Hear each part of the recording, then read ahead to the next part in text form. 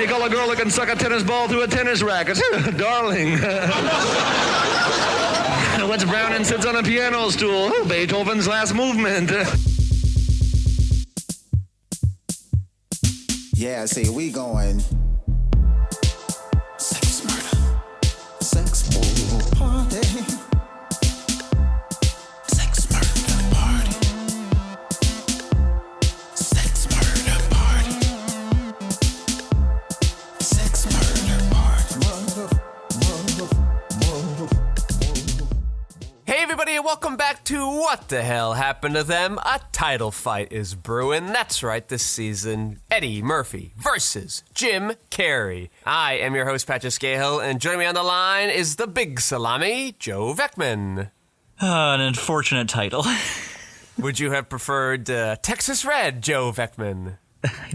I don't like either of those. What about Ass Warmer, Joe Vekeman? There we go. I'll take that one. Okay, it's done. We nailed it. Let's go home. Good work, everybody. Excellent. And on the audio boards is Lev Van Rensselaer reminding me to remind you that you can email the cast at whathappenedtothem@gmail.com. And our sponsor this week is, well, we didn't get one. This movie was too unlike Copper Mountain. This movie was so aggressively controversial, nobody wanted to advertise this. It's the complete opposite on the PC spectrum.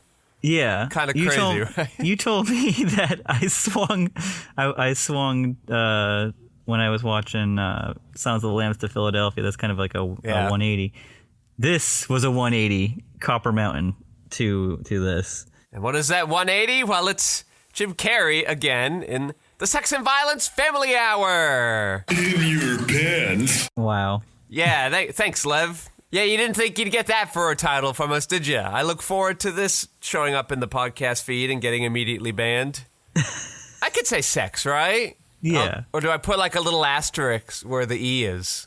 Like, what could he be talking about? Six murder party? Wow, so many people getting murdered. Socks murder party? That poor cat from Lightyear. Oh, no. Oh, damn. Shout out to Socks. This was just all unfortunate for me. Unfortunate for you. Even at its 57-minute runtime, I was like, damn, it's still 57 minutes. I guess it goes by pretty quickly, but it's just like, how many more cringe jokes can we throw at you? More like it's like a fastball coming at you with more cringe humor, more just like embarrassing. Like, are they aware that this is just gonna age like milk? Do you have a plot synopsis before you confuse everybody, Joe? Is it possible to get one? Yeah. Like, how would you even summarize this? Let me find out how I would summarize this. A jumble of sexual skits such as the Big Salami, the Brady Bang, and Leather and Chains. Okay, that's not very helpful. Let me give you my summary of the movie. We are watching a TV pilot being shown to a network executive by two nebbish writers as narrated by Jim Carrey. If that doesn't make sense, I don't know what does.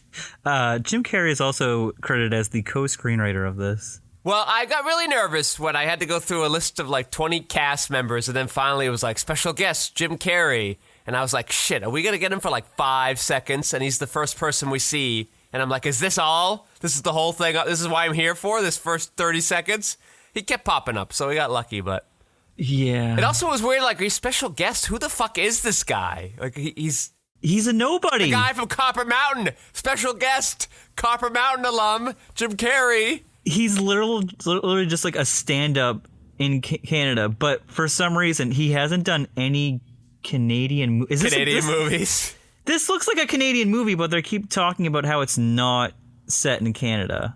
Well, they're like, let's go to the president, and it'd be Ronald Reagan. Yeah, like it's a bunch of like jokes about America, but it's... Am I missing something? Is it going over my head? Like, what? I think it's American, because if it were Canadian, the president would be baby Justin Trudeau. What do you mean from you're president for life over there in Canada. So...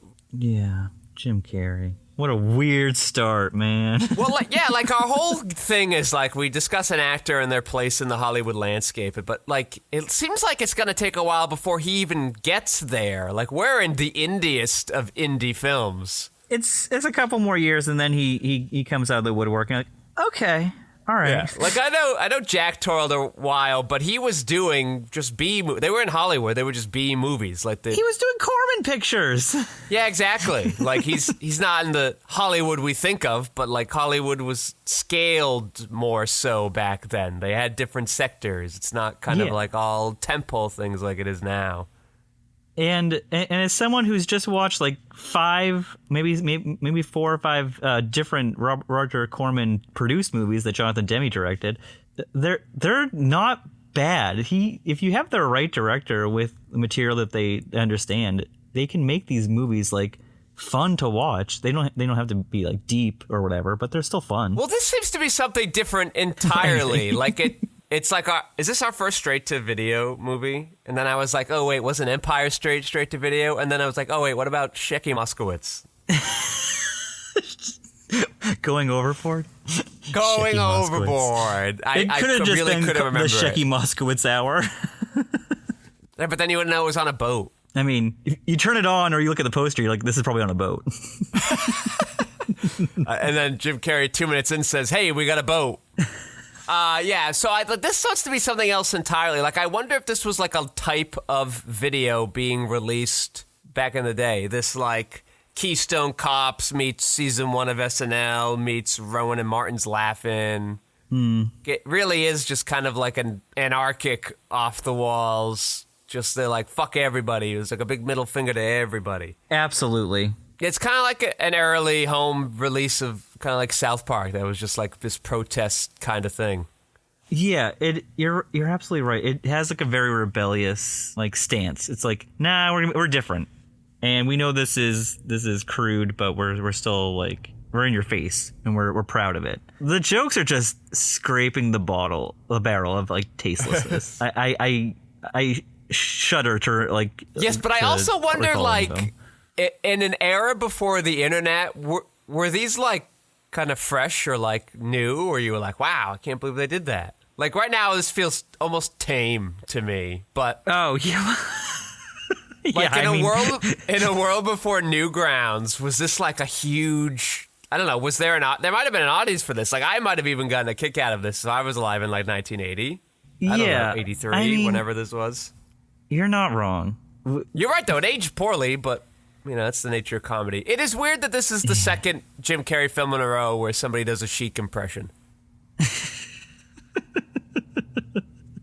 Well, it seems to have been a really big deal back in the early 80s. Yeah, I just don't...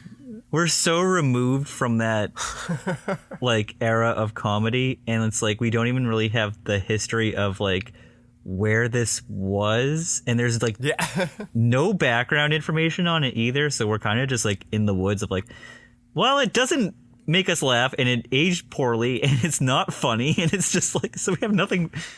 It's difficult. This is why I kind of I suggested to you last week that we combined his next 2 movies because I took a little gander at the next one, and it's even less of a thing to talk about than this one.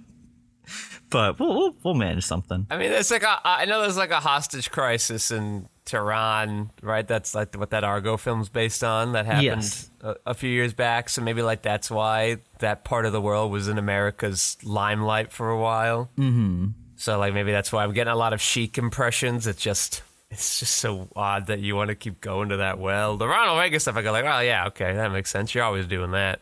Did you have a favorite bit at all? Did you get? I really didn't like much. The soap opera thing kind of amused me a bit, and I liked the unknown comic. But he's like an actual real dude. Oh, they got the bag on his head at the end. Yeah, he's got like he's did a lot of stuff in the 80s. Like that was his whole gimmick. He had one line that I wish I could remember, right in the last like 25 seconds. I was like, huh. It really was just like getting worn down by like how quickly he was firing them off. Like he was like, he had a gun that had just unlimited ammo, and he's like, he's like, gotcha. I'm like, all right, yep, I've got one of these is gonna stick and make you laugh, and I'm like, what? But and yeah, both of those happened like near the end, so like I must have just been worn down enough. I will say the big salami one was just like, this none of this is working, and it's going on forever. At least the first pilot, the Naked News, or whatever it was called, had like a million like aggressive interruptions. Like it couldn't focus its attention. So I got to cut away to like random nonsense, and that was fine. But yeah, the Big Salami was just like a 10-minute straight sketch. It was like a modern day ceaseless SNL sketch. Like I got to cut to something else. You didn't even do something cool where the guy was like, oh, these giant models or strippers, whatever, are getting their knees licked, and then the lady stand up. I was hoping she was going to be like 2 feet taller than he was. That would have been kind of a funny sight gag. Nah, she just stands up. She's just a lady. I did not really laugh at much of this, and I did not enjoy watching this, but yet I kind of respect the movie a little bit. I knew you would. It's not good, but I kind of respect it for what it did, and maybe we're just, 30 years removed. 40? That was oh shit. Oh my God. We're 41 old. years. Oh no. Here's me, Patrick, still thinking the 80s was 30 years ago. Oh boy. Yeah, I said that to someone the other day, and I was like, no, it's 40. And they're like, oh. Because I said that in 1998 that I was 8 years old to this person, and they were like, what? And I'm like, and they were like, 1998 was like 10 years ago. I'm like, whoa, do I got something to tell you? Uh-oh, buddy. The second to last segment before the comedian on stage with the bag on his head, it was like oh my God, what was it called? Did it have like tasteless? I don't remember. Yeah. I don't remember. Tasteless? It was called Tasteless? It was something... This is so embarrassing. I don't remember what it's called. Moving on. I have the trivia section for this. Can I read you the trivia section? Sock it to me. I'm going to read you the entire trivia section. Susan Francis's debut. Well, don't know who that is. The end. That's it? That's the whole trivia? I did not clock who that was. I was like, Susan Francis? Let me find out who Susan Francis is. She's I'm sure not that even will be an easy listed name. as the star or a writer. It's her fucking debut. She's got to be a Susan Francis obituary. Oh, God. Maybe I'm spelling Susan Francis wrong. This probably isn't her. Yep, this is an author growing up in Spain. Yes, Susan Francis. Genocide is never the solution. Okay, Grandma. I'm not even seeing Susan Francis on here. How do you spell Francis? Francis? NCIS. Whoa. Whoa. Whoa. Oh my God. All the dominoes are falling. There is a guy that was in this. His name's George Bouza. He has made a name for himself in the entertainment industry. I am reading his little Wikipedia. Are you sure you didn't mean Susan Francia, the Hungarian rower? Yeah, I am. Her real name is Zuzana, but we just say Susan for short. Yeah, I mean, even... She was born the year this movie came out! Wow. What a coincidence. In Szeged, Hungary, where Twilight was made. Ugh, it's all coming together. Everything revolves around Hungary, Joe. To call the Gior Sharks, they must know. Holy shit. There was a woman in this named Cheryl Baker. She is an actress. Her credits include this movie, Die Hard, Lethal Weapon, Roadhouse, and LA Story. She's in, like, real things. Yeah, she's in real movies. Do you think 5 years from the making of this movie, she's like, I'm going to be in Die Hard? Was she, like, in Die Hard, or was she, like, in the background of Die Hard? She's definitely in the background of Die Hard, but, I mean, hey, she's in Die Hard. Good for her. She made more of a name for herself before Jim Carrey did, because she's in a movie that was loved, and she's rewatched every year. Listen, Jim Carrey's in movies that are loved. They just remade The Mask, as you showed me. Just to put a button on this, Cheryl Baker in Die Hard plays the character of Woman. Yeah, that's what I thought. Mm-hmm.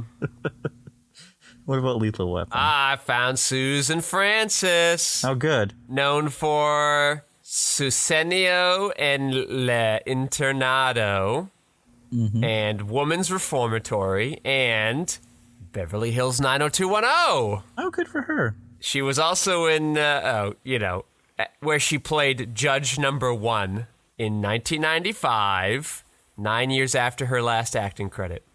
Is she still alive? Maybe. Well, you know I'm going to ask, right? Do you think Clint got her for juror number 2?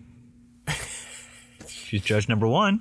A joke that everybody gets. Hey, that movie's going to be big this year. That movie just wrapped on filming. It feels like the movie got... Oh, that movie's going to come out next month. You beat me to it.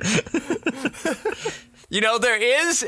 When I'm on her IMDb page, and it says Susan Francis 2. I'm wondering if there's a Susan Francis 1 that's like an actually big actress, and your trivia got confused. Yeah, that sounds probably right. Because none of these things are well-known things. Susan Francis 2. Susan Francis 2. Who's Susan Francis 1? I don't know. Who's Susan Francis 1, Joe? I don't have this answer. I don't even know what she looks like. Like, I don't even know which one was Susan Francis. There's no photo for her here. Poor Susan Francis. I know, she's not even on the cast list, which is weird, because it's her debut. I mean, she's there. She's down there. Along with many other people that don't have. Yep, the end. Good night, folks. I'm looking up Susan Francis 1. I'm going to tell you some stuff about Harvey Frost, the director of this movie. And Fine, boy, oh care. boy, does this stand out in his filmography. This man has made several what it looks like to be Hallmark Christmas movies. All right, hold on. That came out in the last decade. Hold on. On the Susan Francis alert. Yes, give me the Susan Francis one. None of the other ones seem to be actors. There's 2 producers and 2 people playing themselves. So, not sure what that trivia is talking about. Unless that suit was Susan Francis herself writing it. Trying to make herself sound all big and important. All right, what the hell were you talking about? I was half listening. Harvey Frost, the director of this movie. It looks like his filmography consists of like 7 or 8 recent Hallmark Christmas movies. What? Yeah. So starting, let's see. I'll just go to his Wikipedia. Fuck it. So he showed this to Hallmark, and they're like, yeah, you seem like exactly the type of non-offensive, family-friendly director we're looking for. And then they were like, well, your last name's Frost.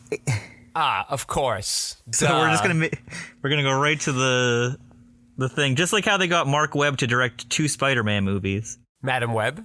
No, Mark Webb. Yeah, he directed Madam Web. Makes total sense. No, Mark Webb Morbius? directed The Amazing Spider-Man with Andrew Garfield and The Amazing Spider-Man 2. You know, you don't even use the titles because they all blend together. Just use the actor that played Spider-Man. They needed 2 Garfield ones. Yeah. Done. Well, I know exactly what you're talking about.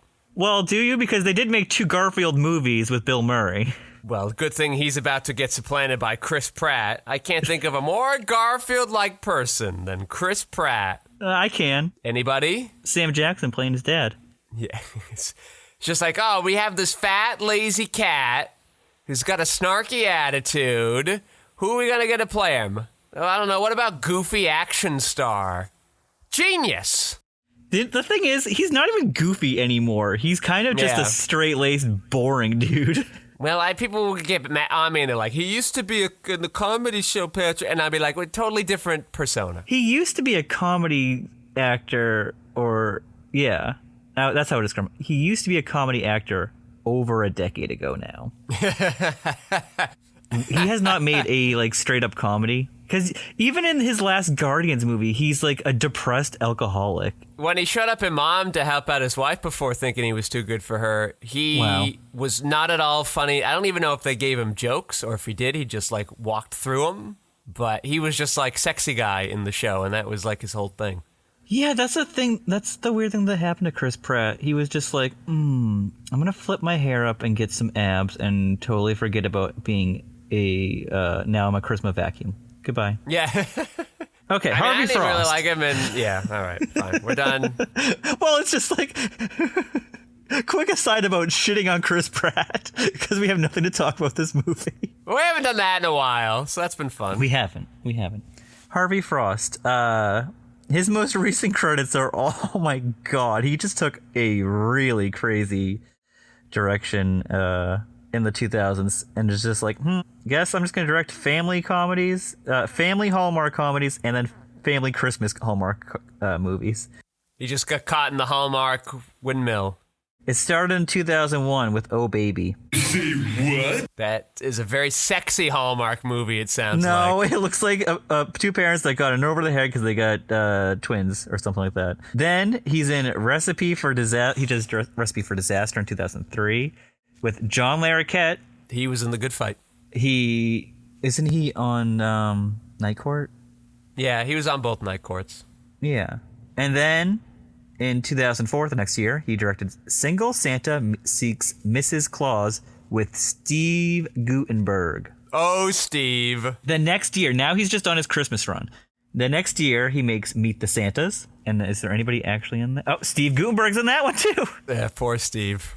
Steve Guttenberg. Is there Steve and anybody Mark else? Frost, they're like a regular Scorsese and De Niro. This could be a straight-up sequel to his last Christmas movie, because it looks like Steve Guttenberg plays the same actor, or same character, sorry. All right, and then in 2007, he makes Love is a four-letter word, and the poster is just two Scrabble words that say love, and they're both connecting at the O. Then he makes he made a grandpa for Christmas. Holy shit, we have something to talk about. I have absolutely no idea what you're talking about. A grandpa for Christmas. No one has ever been that excited about seeing that movie. Well, I'll tell you, I do have a little bit of a history with this movie, because this is a movie that my grandma would watch every Christmas on the Hallmark Channel, and it would come on like 4 or 5 times throughout that season. It stars Ernest Borgnine. Of perfect grandpa age at the time. Oh yeah, absolutely. And it's a good time. I believe it was fine. I don't really remember anything about it, but Well, based on your reaction, it sounded like it was the greatest thing since Die Hard. my guy, I've been in the woods not knowing anything about anything to talk about, and when I saw I grasped at a straw, and I'm like, hey, it's something. Hey, we got 2 very important things to talk about. One, movie fails the Bechdel test. But it came close. It came surprisingly close. 2, Yeah, we got to go over Jim Carrey's biography. we do, but I do need to finish. Harvey Frost? I keep saying Mark Frost. In 2007, Mark Frost. This guy wishes. In 2007, he directed Love is a Four-Letter Word, A Grandpa for Christmas, All I Want for Christmas, and Love's Unfolding Dream. Wow. Well, yeah, what does it take, like 2 days to direct these things? A regular Howard Hawks throwing these fastballs out in the same year. Do kids even know who Howard Hawks is anymore? Probably have not. We dated ourselves? Was he making movies in the 30s? Yes, he was. Almost 100 years ago. Yeah, so he's got several. Battle of the Bulbs, A Soldier's Love Story. I'm just going to finish it off. Puppy Love, and Let It Snow. There you go. That is Harvey Frost filmography in the 2000s. A great decade for the man. Truly the Antonioni of his time. That guy has got to be holding some kind of bag, and it's probably filled with $20 bills. It's filled with actors who haven't worked in 20 years. Leave Steve alone. He was working on Party Down. That's a something. And poor Ernest Borgnine. Yeah. Yeah, I think Ernest Borgnine has left us. I think that was like 15 years ago he left us. You're saying 15 years ago. Okay. You're right. It's 2012. He was 95 years old. Yeah, he seems like one of those surly old people that live forever. Yeah, so he was definitely making A Grandpa for Christmas in his late 80s. Yeah, he's doing the Walter Matthau thing. Was Walter Matthau in his 80s when he did Hanging Up, his last film? What do you think? What are you going to call it? I'm going to say mid to late 70s. Okay, well, you're absolutely right. He was 79. He died at the age of 79 before the movie Hanging Up came out. Do you know what the movie Hanging Up is? No, I certainly don't. Hanging Up is a movie starring Meg Ryan, Diane Keaton, and why am I blanking on the third lady? Feel bad. Lisa Kudrow. Oh. Directed by Diane Keaton. Oh. So they're all sisters, and their dad is played by Walter Matthau. It's a fine movie. It's fine. 5 out of 10. It's fine. Give me the skinny on Jim Carrey. Jim Carrey is a Canadian actor and comedian. He was born January 17th, 1962, so he just had his birthday. Early life. Jim Carrey was born in Newmarket, Ontario, Canada, to Kathleen, a homemaker, and Percy. Percy? Do I love that name or what? That's a nice name. Percy Carey. A musician and accountant. Wow. Those are two different spectrums right there. It is weird that the musician one came first, because I have to imagine he did a lot more accounting. Yeah, I mean, probably. Don't make much money with it. Unless you're like... Percy Carey, notable rock star name. Is it? No, it's not. Okay. He was raised a Roman Catholic and has 3 older siblings, John, Patricia, and Rita. You know, I'm not surprised by that. A lot of comedians do come from being like the last of larger families. Like Steve Colbert and somebody else. Oh, I didn't know. Steve Colbert has like 9 brothers and sisters all older than him. Wow. And the psychology behind it is like because they're the youngest one of this large group, they have to find ways to stand out and draw attention to themselves, and so they usually turn to like comedic things to do so. At age 8, he began making faces. This sounds like one of those. Yeah. Julian's not far off from getting to make faces, Joe. You gotta get him started when he's young. My kid has been making faces since he was able to like move his eyes around. Chew his own food. Yeah, well, his Julian's thing is that he rolls his eyes in the back of his head and says, "These are my creepy eyes," and I'm like, God, this is fucking scary. Now he likes to push them together, and he makes the face, where he pulls his finger down, and then he does the things in his mouth. He makes goofy faces. Look, you got the next Jim Carrey here. We could. Joe Vecchi, we could call him. Okay. So yeah, he began to make faces before a mirror and discovered a talent for doing impressions. At the age of 10, Jim Carrey wrote a letter to Carol Burnett of The Carol Burnett Show. No shit. Who wrote this? Pointing out that he was already a master of impressions and should be considered for a role on the show. He was overjoyed when he received a form letter reply. A fan of Monty Python. I like the ballsiness of that move. Yeah. 10-year-old being like, put me on your show, I can make it. Carol Burnett, when Jim Carrey is 10, let's see. What would be her? So that's 72. So she's very much in the middle of her run on her show. This is like the middle of it. Yeah. Oh, I didn't know Dick Van Dyke was on that. Not like all the time. Oh, okay. Well, not like Tim Conway. Yeah, I just saw her now. A fan of Monty Python. Not surprised. Yeah. That's like the least surprising I bet he thing. said the Knights Who Say Knee a lot in his childhood. His parents had to throw him into the closet or something to shut him up. Yeah. I'm sure his parents were very nice and didn't abuse their son at all. Go on. Of course not. No. And recalled the fact of him of Ernest Scribbler, played by Michael Palin, laughing himself to death in the funniest joke in the world sketch. Radio Times states, "You'll see why immediately Palin's performance is uncannily Carrey-esque." Oh, because Jim Carrey in 2014, Carrey appeared on Monty Python's Best Bits. Appeared on it? He was in a bit, or is this like people talking in between the bits? He appeared on it, but just as a fan. I don't understand that. Anyways, we may never know, audience. We might never know. His family struggled financially, however. Their situation started improving once his father found employment in the accounting department at the Titan Wheels tire factory. The music wasn't working when trying to raise 4 children, huh? Okay. Yeah, I was like, oh.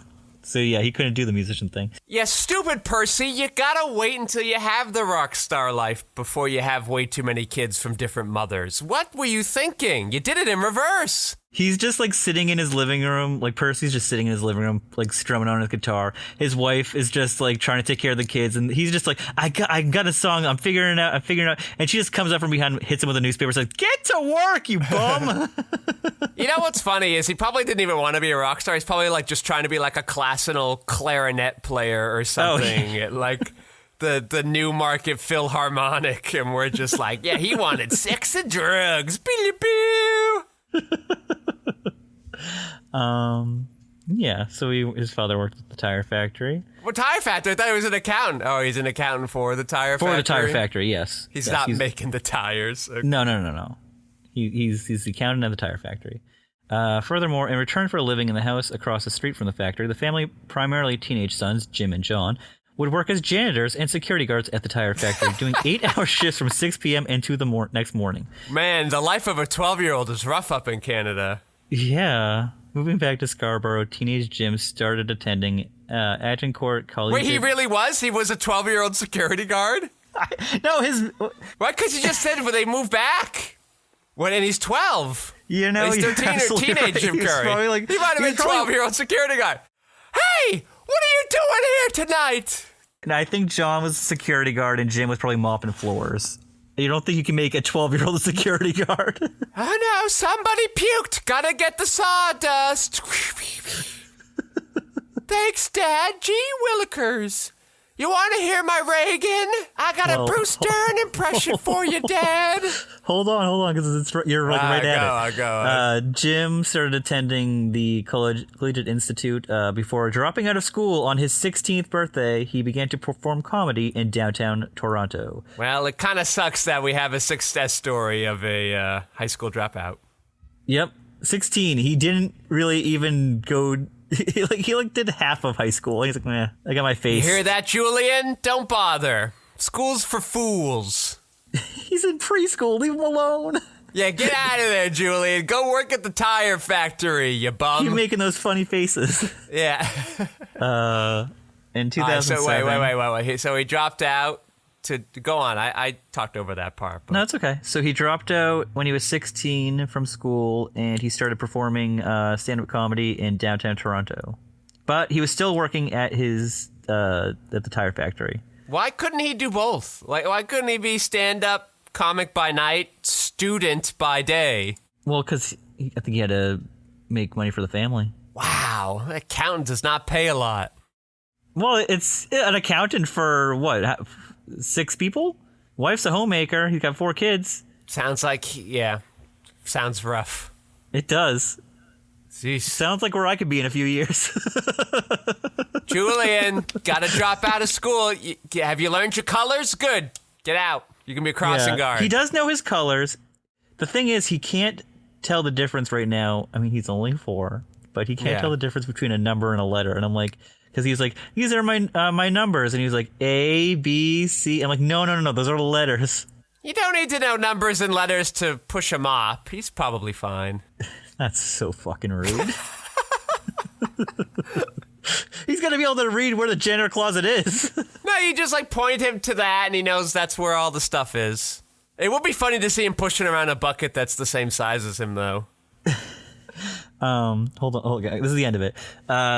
In 2007, Hamilton Spectator interview, Carrey said, "If my career in show business hadn't panned out, I would probably be working today in Hamilton, Ontario, at the Dofasco Steel Mill. As a young man, he could see the steel mills across the Burlington Bay and often thought that was where the great jobs were." Wow, what a true bummer. Jim Carrey suffers from depression and has taken Prozac to combat the symptoms for years. He later stated that he no longer takes medications or stimulants of any kind, including coffee. Is that why he got crazy?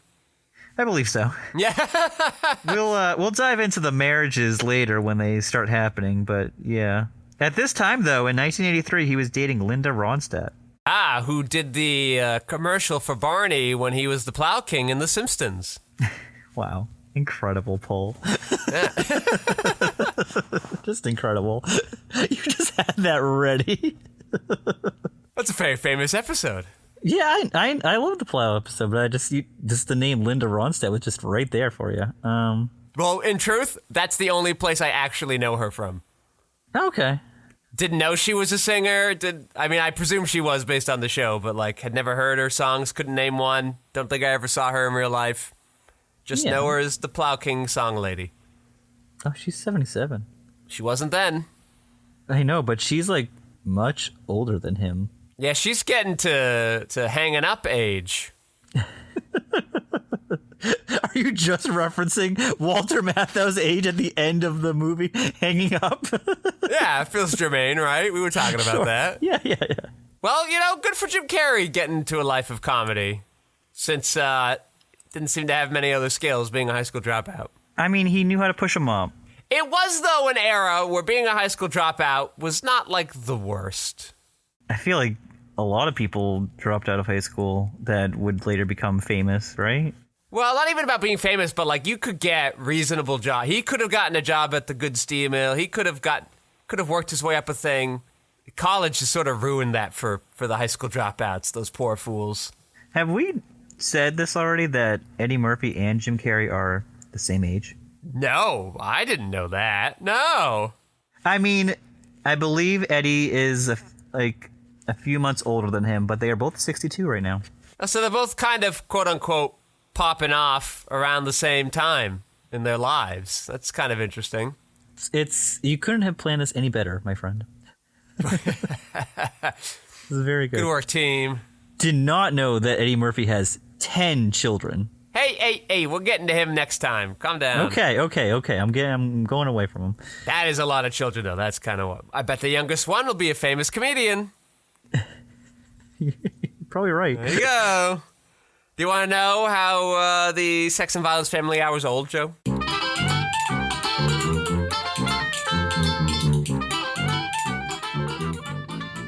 Tell me how it's old. John Wayne's only been dead for 5 years.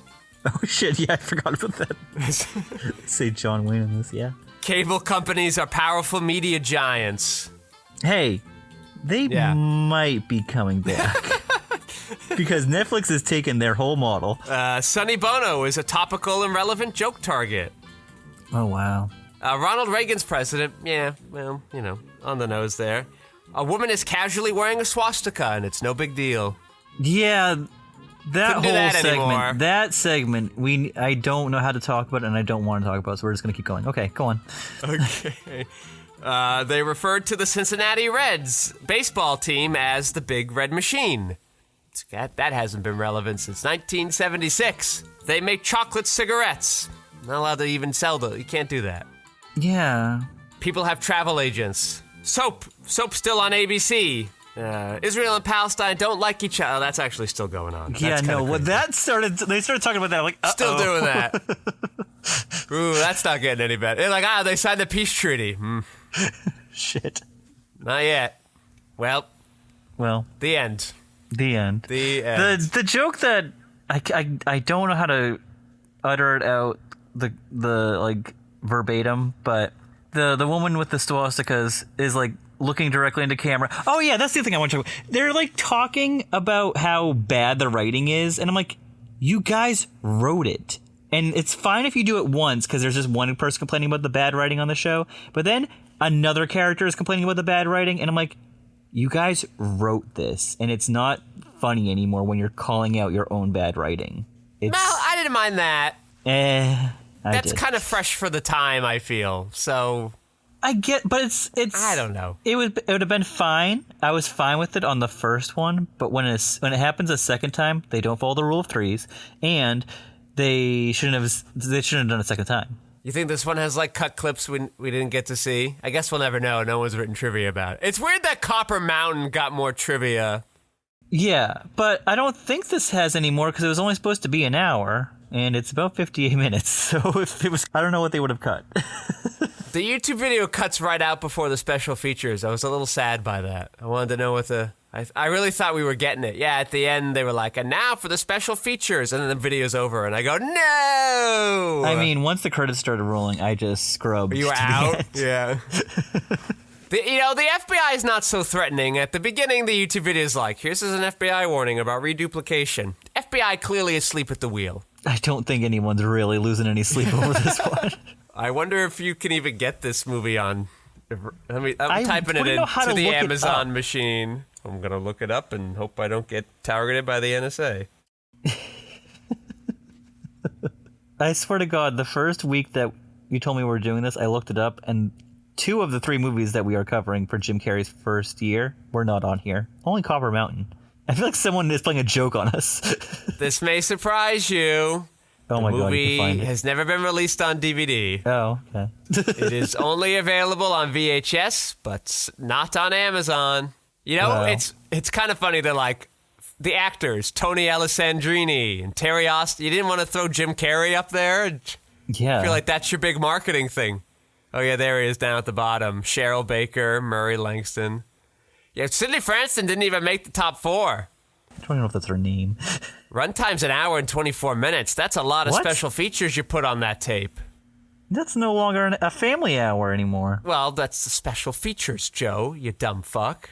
Wow. Jesus. Rude. You're not even listening to me. I heard the special features. Special features, Joe. Yeah, but that shouldn't be part of the runtime. All right, Joe. It's a VHS tape. There's only the one runtime. That's it. It's all on the tape. I do remember at the end of my Wedding Singer tape, there would be they said the special features were Wedding Singer karaoke, where they would just take a song that was in the movie and then they would just play that song and have you do karaoke if you wanted to. And I'm like, cool. We've certainly come a long way since then have. for special features. I would say that I like that DVDs allow you to skip over to a commentary or a behind-the-scenes featurette. What a great thought somebody had to use discs for. It's good. Yeah. You're not anti-featurette, are you? No, I know I sound angry, but I'm not. Okay. My tone was sincere. Yeah. No, I think it's a great idea. You know why? Because I used to rent the South Park tapes at the video store in my wayward youth. And they would also have special features. Really dating yourself now by saying you rented South Park tapes. Yes. Yeah, in 1998, I'd be renting South Park tapes at the VHS. Oh, right on the precipice, right?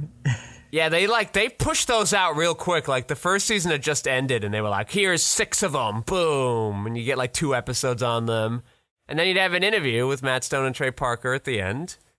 And it was sort of annoying. And even just, like, going... If I'm like, I don't want to watch the first episode, I want to watch the second episode. Like, that was kind of annoying to do, too. You had to fast forward through the thing. Yeah. My dad had the first season of The Sopranos on VHS, and I was like, this is really difficult to watch, because I have... If I fell asleep at the... How many episodes of that can you get on the tape? I think you could probably... There was probably in, like, SLP mode, so it looked like shit. You could fit 6 episodes on... No, there was 5 tapes, probably 3 episodes. But they're still, like, an hour long, and if you fall asleep at the end of 2, and the tape automatically rewinds, you're, like, fast-forwarding through about 2 hours of tape. It takes a little while. The things we had to do back then. Yeah, half our audience has no idea what we're talking about. They've tuned out. Seems like a good time to wrap it up. Well, hold on. Let me just go into this a little bit more. Just the desperation and the patheticness of watching The Sopranos and on my dad's VHS tapes in the kitchen on his, like, 18-inch TV. It's the only way I could watch them. I'd have to stay up, like, late because he would be watching that TV because that would be the only TV in the house. This little 18-inch TV. Yeah. Go to bed, Dad. Wow. I want to watch my show. 2 kids watching things they shouldn't have been watching on VHS in their youths. I mean, the funny thing is, it definitely came out on VHS and DVD at the same time because The Sopranos came out in 1999, and my dad's like, I don't have a DVD player, so I'm going to buy it on VHS. Yeah, all right, end of story. Go on. To thank Lev Van Rensselaer for mine those audio boards and keeping us sounding so slippery smooth. I'd like to, well, I'm not, there's no sponsor to thank, but I'm also not upset we have no sponsor. I get it. To thank Joe for stopping by. Oh, thank you. And I am your host, Patrick Scaler. You can find my features, documentaries, short films, video essays, animations, behind-the-scenes footage, and so much more at QuixoticUnited.com and social media, presumably with a similar sounding name. Thank you all for listening. Joe, say goodnight. Good night. The keys, I drove the keys, and the tears of your priority dissolve the key, dissolve the key. Almost ready. Laundry's going. You know what? Just wear like a big old potato sack or something. Why you gotta do laundry all the time? Wait, what? You know who used to do laundry? Yeah? People in the 50s. They're all dead now, Joe. You know why? Are you just... chumps. No, wait, hold on. Are you just saying that no one does their laundry anymore? That after the 50s they just stopped doing laundry? I'm just saying, you know, dead people are chumps and chumps do laundry. That's what I'm saying. You could do with that what you will. You may have noticed, Joe, I logged on the Letterboxd a couple instances of Twilight last week. Not that one, audience. Don't get all excited. Yeah, I think I know what you're talking about. Hold on, let me go on. Talk about it. Twilight. Yes. Yeah, I watched it like twice in like 2 days because it was like the most Patrick movie to ever Patrick. This lost Hungarian film from 1990. Oh yeah, it's like called skeyhill. Yeah. I butchered the fuck out of that. What is it? Is it You don't know you're Hungarian. Hungarian? Of course it's Hungarian, Joe. A Hungarian fog-filled, moody-ass movie. That's my jam. The amount Let's of lines go. on this man's face. 95 minutes, that's not bad. Well, I know. I was like, wow, this is like a breeze. This is a Hungarian short film. This is... No, I watched it. About an hour in, I go, man, this feels really familiar. Uh-oh. And then, like, things kept happening. I go, what? This is like plot points from The Pledge from Sean Penn and Jack Nicholson. Oh, God. And I went, did Sean Penn steal this effing movie? And I go, well, no, this movie's been lost for 30 years. He couldn't have seen it. It got shown at a festival and then was just gone and lost in a film market. But it's so familiar. There's a creepy dude giving out little candy to kids. This dude is trying to use a kid as bait. The guy doesn't get caught at the end because of a car crash. Is anyone talking about how similar these are? And well, of course, that's what everybody's talking about because they're both based off of the same book. Wait, are you thinking of The Crossing Guard? Nope, I'm thinking of The Pledge. The Pledge? Okay. What you described it sounded very similar. So I just saw this review. I was just going down the reviews of Twilight, the movie you were watching. Someone said this is Twin Peaks directed by Bellatar, and I feel like you've been seen. Do you agree with that? Yeah, that's a pretty good comp. You know, the director of this actually did work with Bellatar very often. They were kind of give each other notes on stuff all the time. Turns out this director didn't make a lot of movies. He did direct a lot for TV in Hungary, but he didn't do a lot of movies. His only other film was another Jack Nicholson remake, The Postman Always Rings Twice, though he calls it Passion. Was there like a screening you saw of this? No, the unsung hero of niche home media release, Arbelos, has released it not too long ago. It says this is adapted from Frederick Dürrenmatt's 1958 novel, The Pledge, Requiem for the detective novel. Yes, exactly. So there are, in fact, 7 movie versions of that. And I have now accidentally watched 2 of them. But, you know, all the stuff I complained about in The Pledge, the movie more or less did. Nice. And in a shorter runtime. And looking incredible. Yeah, so how do I watch this? Is this on? I just told you how I watch this. The champion of home media release, niche home media release, Arbelos. Only released 10 films so far in their 3 years of existence. But 3 of them have been Hungarian, so I'm all on board. But yeah, no, I'm interested. I want to check that out. Movie was great. I just added it to my watch list. I'm like in the middle, well, towards the end of my Jonathan Demme watch through. God, is it rewarding and fulfilling. Yesterday, back to back, I watched The Silence of the Lambs and Philadelphia. And I'm like, well, it doesn't get much better than this. Got quite a mood swing there. It is, but I was like, yeah, it's fine. It's just really enjoy it. But something I didn't enjoy. You segging into our movie? Yes. Yeah, we can do that. It was weird. Save it for the podcast, Joe. Jeez. Yeah. We only have so much we can talk about. You got to use it for the main show. There is only so much to talk about because I can't wait to get to the trivia on this one for you. Oh, jeez. All right.